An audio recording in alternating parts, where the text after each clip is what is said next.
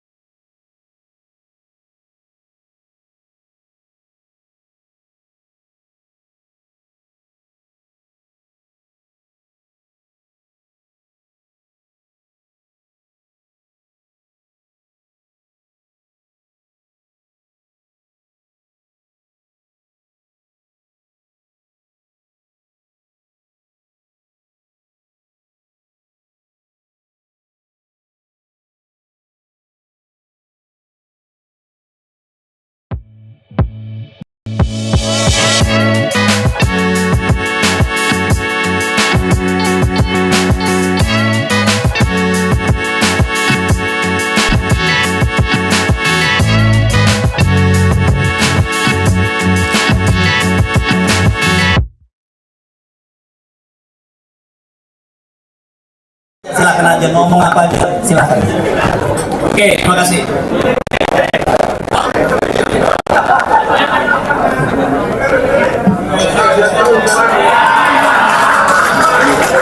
Yang minta aku berdiri nyari gara-gara. Iya, tidak disengaja. Apa tadi, Hersu?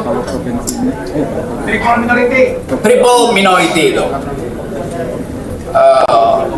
Non-Muslim.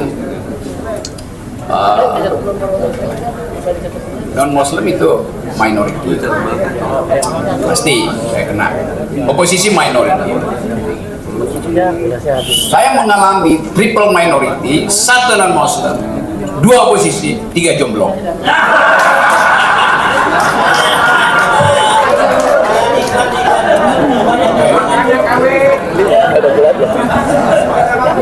Tapi saya agak jengkel dengan 2 teman ini.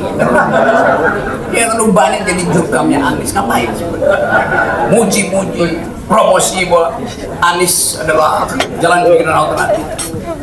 Nggak adil bagi lawan-lawan Anies kalau Anies menang 80%.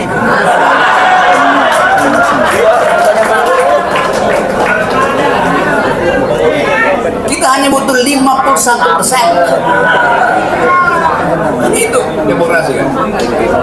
Jadi seolah-olah ini semacam ruang. Mungkin ini layar KPU nanti di sini nih. Jadi apa namanya tuh pollster situation room itu. Lalu orang mulai kalkulasi itu, dia lihat poll pertama, centrengan pertama, Ganjar, stop. Prabowo, stop. Anies.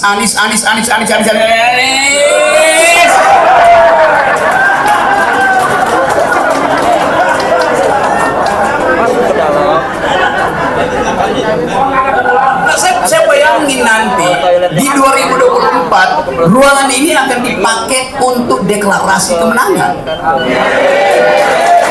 Tapi jangan terlalu menang supaya nggak ada yang baper.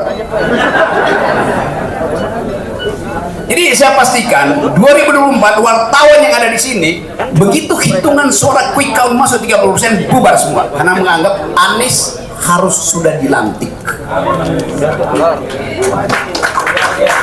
Karena itu kehendak dari sejarah. Orang melihat kontras dari kaum oportunis pergi pada kaum yang ingin menyelamatkan Indonesia. Ini ini negeri, this is the country of opportunities, but being managed by the opportunists. Negeri yang punya oportunitas tetapi dikendalikan oleh para oportunis. Itu yang ada di benak publik, bukan soal partai, KIB segala macam. Jadi KIB hanya menumpang pada keresahan publik, itu dasarnya. Demikian juga Nasdem menumpang pada keresahan relawan, dia promosikan Anies duluan. Jadi siapa yang mengasuh Anies? Relawan dari awal itu. Apakah Anies terpilih karena dia diperlukan? Tidak, dia terpilih karena yang sekarang tidak diperlukan. This logic speak. Jadi saya mau terangkan itu. Nah, ini apa nih KIB? Koalisi Indonesia Bersatu. Bukan. Kuning, hijau, biru. Coba saya nyanyiin lagunya dulu ya. Pelangi-pelangi alangkah indahnya, kuning, hijau, biru, di mana yang merah?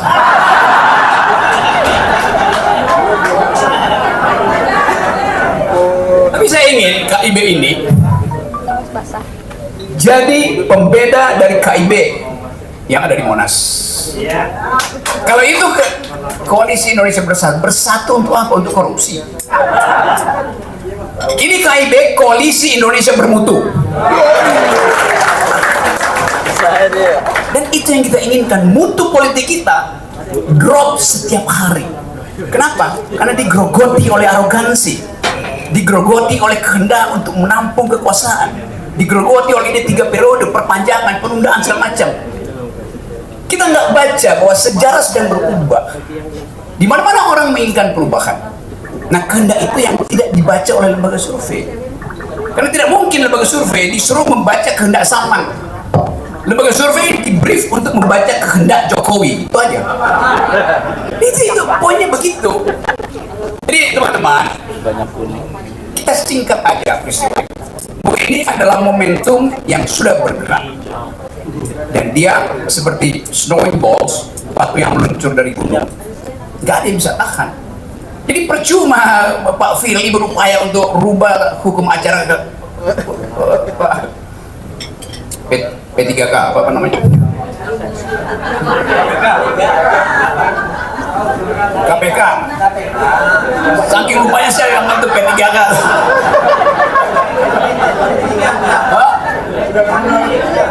Ya KPK. Ya karena saya jengkel idenya itu. Berani jujur hebat, bangke betul. Karena dia menghina saya dari awal. Saya jujur, dari awal Ustadz jujur, dari awal dosen jujur. Kenapa mesti dibilang berani jujur itu hebat? Biasa aja. Moral kita diasuh oleh kejujuran dari awal. Republik ini didirikan oleh kejujuran. Jadi ngapain mesti diingatkan itu? Sama seperti menghadirkan kembali keadilan sosial. Bukan, kita menghalangi ketidakadilan sosial. Karena imperatif dari konstitusi keadilan sosial. Jadi kita menghadirkan kembali keadilan. Lu memang itu di konstitusi bilang begitu. Tugas presiden cuma 2. Cerdaskan kehidupan bangsa, rawat orang miskin. Itu aja. Dua-duanya basis yang sudah ditetapkan oleh konstitusi. Jadi kita persoalkan sekarang, mengapa presiden tidak merawat orang miskin? Karena ada disparitas. 4 orang Indonesia menguasai 80% dari keadaan kita. Itu artinya menghina konstitusi. Apakah presiden mencerdaskan kedua bangsa? IQ nasional kita tinggal 70, setara dengan simpanse itu. Iya, rata-rata nasional begitu. Kita di dalam standar Asia kita 30 di bawah. Singapura di atas 100, normalnya IQ di atas 100. Tapi kita tidak berharap akan ada perubahan kalau tidak ada orang yang bilang enough is enough. Dan itu yang mengganggu politik kita hari-hari ini. Jadi saya percaya bahwa pertemuan ini adalah konsolidasi ide, konsolidasi masa depan. Dengan demikian ada kepastian bahwa perubahan politik harus terjadi demi memenuhi tuntutan konstitusi. Nah, keadaan ini yang hendak kita pastikan bahwa di depan kita memang cuma ada Anies yang diusir dari Merdeka Selatan dan akan pindah ke Merdeka Utara. Terima kasih.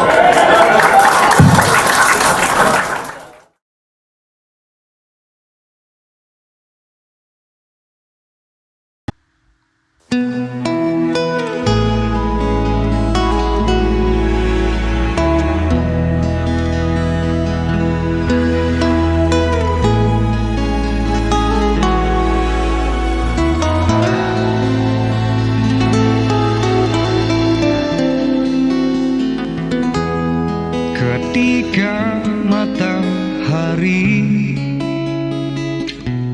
hanya di atas kepala panas melelehkan, ketika keadilan akan ditegakkan di hari akhir zaman. Padang yang luas, tak ada naungan, tapi engkau pemimpin adil.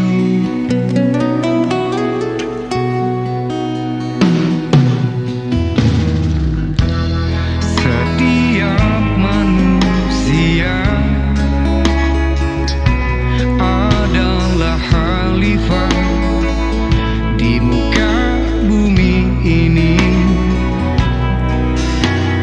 Engkau khalifah, dari khalifah kau dinaungi, kau dirahmati. Tapi engkau khalifah, dari khalifah kau dinaungi, kau diselamatkan. Oh, dari hari pembalasan engkau bisa bawa mata air kebaikan bagi manusia.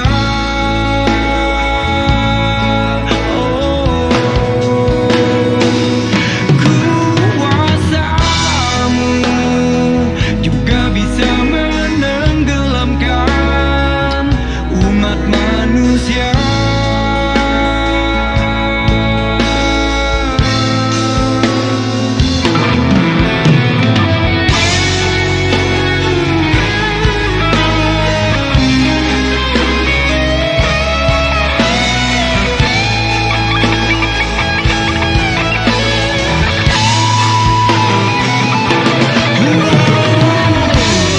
Tak ada bahteramu, tak ada penyelamat, maka adillah kau pemimpin.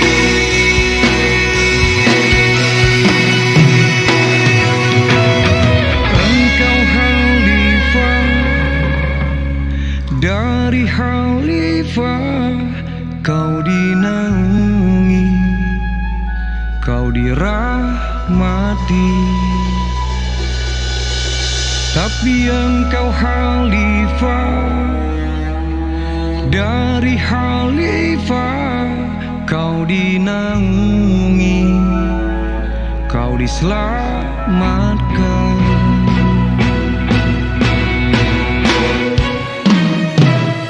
Engkau bisa bawa mata air kebaikan bagi manusia.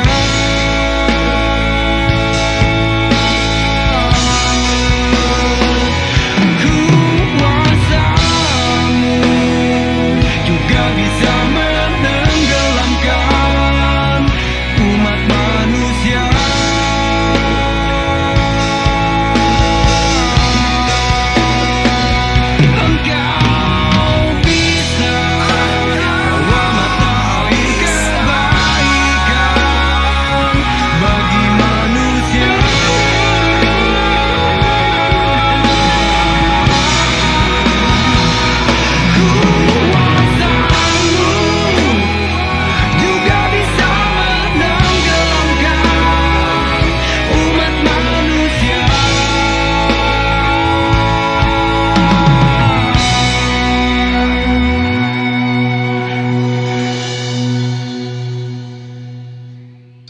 Tapi engkau khalifah, dari khalifah kau dinaungi, kau diselamatkan.